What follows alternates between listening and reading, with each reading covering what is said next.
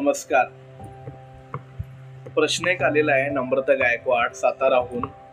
महाभारतातील उडपी राजाची कथा सांगा. ती कथा अशी आहे की ज्या वेळेला कौरव व पांडव यांच्यात ठरलं की युद्ध करायचं आहे, त्यावेळेला इतर राज्यांच्या राजाला ते विचारायची मोहीम चालू झाली की तुम्ही कोणाकडून लढणार आहे, कौरवाकडून की पांडवांकडून. असं करत करत एका उडपी राजाकडे गेले की तुम्ही कुणाकडून लढणार आहे.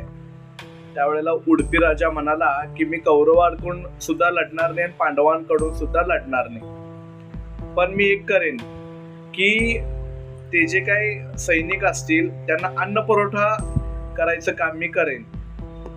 असं ठरलं तर मग कुरुक्षेत्रावर कौरव आणि पांडवांचं युद्ध चालू झालं.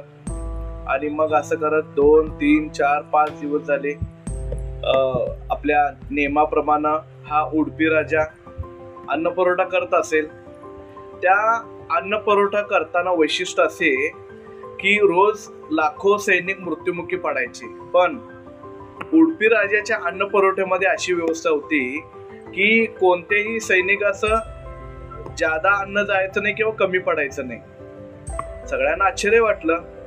याबद्दल कुतूहलाने उडपी राजाला विचारलं की याचं रहस्य काय आहे. त्यावेळेला उडपी राजानं सांगितलं याचं रहस्य आहे ते भगवान श्रीकृष्णांकडे.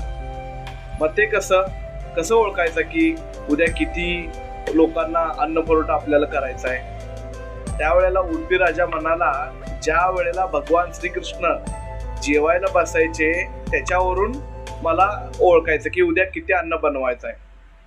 मग तरी विचारलं हे कसं.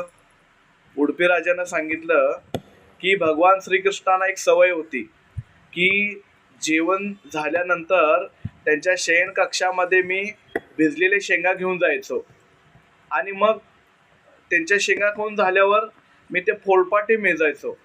समजा आता 10 शेंगा खाल्लेले, याचा अर्थ उद्या 10,000 लोक मरणार आहेत.